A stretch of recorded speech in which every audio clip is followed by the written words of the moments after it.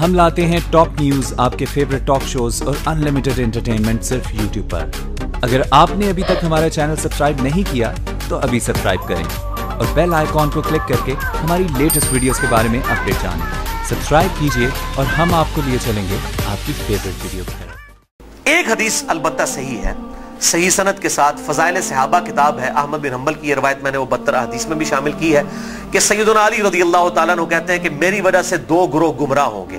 اور میری وجہ سے 2 گروہ دوزخ میں جائیں گے، ایک میری محبت میں غلوف کر کے اور ایک میری دشمنی میں غلوف کر کے۔ تو یہ سیدنا علی کا قول ہے، اور یہ محدثین کا پیٹ رول ہے کہ اگر کسی صحابی کا قول غیبی خبر سے متعلق ہو تو یہ امپلائیڈ ہوتا ہے کہ یہ نبی کے بتانے پر ہی موقوف ہے، یعنی نبی نے خبر دی ہے تب ان کو یہ مستقبل کی خبر پتا ہے، ورنہ نبی کے علاوہ تو کسی کے پاس علم غیب نہیں نہ ہوتا اللہ تعالیٰ کی طرف سے۔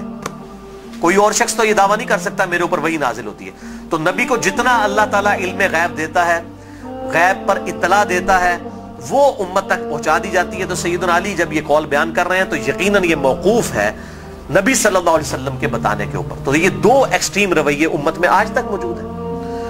لیکن اب مسئلہ یہ ہوتا ہے کہ چونکہ فرقہ واریت ہو جاتی ہے تو اہل سنت سے اگر آپ پوچھیں گے وہ کہیں گے جی وہ جس دوزخ میں جس گروہ نے جانا ہے نا وہ یہ رافضی شیعہ ہیں، دیکھیں سیدنا علی کے بارے میں کتنا غلو کرتے ہیں۔ اچھا آپ شیعہ سے جا کے پوچھیں وہ کہیں گے جس بندے جنہوں نے حضرت علی کی دشمنی میں دوزخ میں جانا ہے وہ اہل السنہ ہے۔ یہ دیکھیں کہ یہ حضرت علی کی جب شان بیان ہونی شروع ہوتی ہے تو یہ شیعت کا فتویٰ لگا دیتے ہیں۔ ٹھیک ہے، تو یہ دونوں ایکسٹریم رویے ہیں۔ اہل سنت کے ہاں بھی ناسبی موجود ہیں جو سیدنا علی سے بغض رکھتے ہیں، آج تک موجود ہیں، اور ان کی زیادہ تر تعداد جو ہے وہ اہل حدیث اور دیوبند مکتبہ فکر کے اندر موجود ہے۔ آپ کچھ بریلیوں میں بھی ایک کا دکا دانے آنے شروع ہو گئے ہیں، اور اسی طریقے سے جو رافضیوں کی اکثریت ہے وہ اہل تشیع کے ہاں پائی جاتی ہے جو کہ سیدنا علی کے بارے میں غلو کرتے ہیں۔ اہل سنت کا درمیان میں مسلک ہے اس حوالے سے،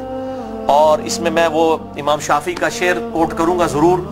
جو انہوں نے دیوان الشافعی ان کا اپنا دیوان چھپا ہوا ہے، اس میں کوئی سند کی ضرورت نہیں ہے، اور تمام ائمہ محدثین نے اپنی حدیث کی کتابوں میں اس قول کو نقل کیا ہے، اسماء الرجال کی کتابوں میں اس قول کو نقل کیا ہے۔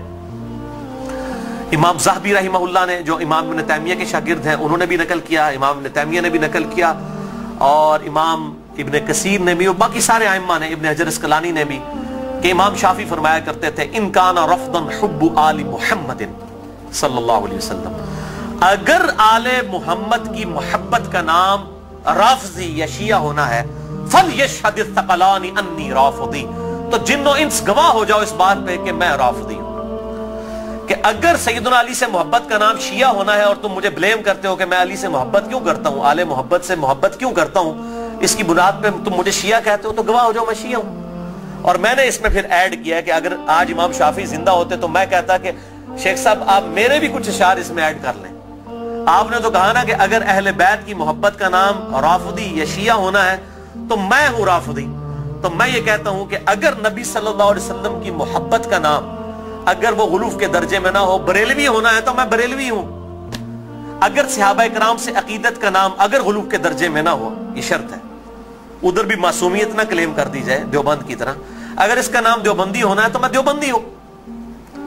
اور اگر کتاب و سنت کے منہج کو اور اجماع کو حجت مانتے ہوئے فائنل اتھارٹی ماننا اور اس کے مقابلے پر کسی کی بات کو حجت نہ سمجھنا اہل حدیث ہونا ہے تو میں اہل حدیث ہوں۔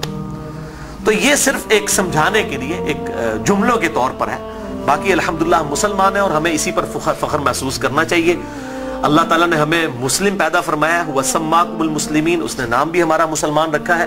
ہمیں اسی پہ فخر محسوس کرنا چاہیے۔ باقی جو یہ فکر کی بات ہوتی ہے، اگر اصحاب الحدیث یا اہل السنہ کی فکر محدثین نے استعمال کی تو یہ فکر کے طور پر تھا، کبھی یہ مسجدوں کے باہر اس طریقے سے تفریق نہیں کی جاتی تھی جس طرح آج کل ہو چکی ہے، اور آج کل بھی ہر جگہ نہیں ہے۔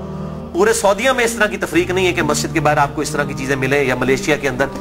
جن ملکوں کے اندر تھوڑی ہوش آئی ہے تو ان چیزوں سے چیزیں پاک ہیں۔ اور ایون ہمارے جو یورپ اور امریکہ کے اندر اگرچہ فرقوں کے نام پہ مسجدیں بنی ہیں لیکن کم از کم وہاں پہ اتنی ٹالرنس ہے کہ لوگ تمام کے تمام لوگ ایک جگہ پہ نماز پڑھتے ہیں، ایک دوسرے کے پیچھے نماز پڑھ لیتے ہیں۔ یہ یہاں پر لعنت ہے انڈیا، پاکستان اور بنگلہ دیش کے گندے کلچر کے اندر کہ یہاں پر لوگ جو ہیں وہ مطلب اس طرح فرقوں میں بٹے ہوئے ہیں کہ ایک دوسرے کے پیچھے نماز بھی نہیں پڑھتے۔ آج بھی مجھے ایک بھائی کا فون آیا، اکثر لوگ سوال کر رہے ہوتے ہیں फलां के पीछे नमाज हो जाती, फलां के पीछे नमाज हो जाती है। मैं उनको एक ही जुमला बोलता हूं कि मेरे भाई, जिसको आप काफिर नहीं कह रहे ना, उसके पीछे नमाज हो जाती है।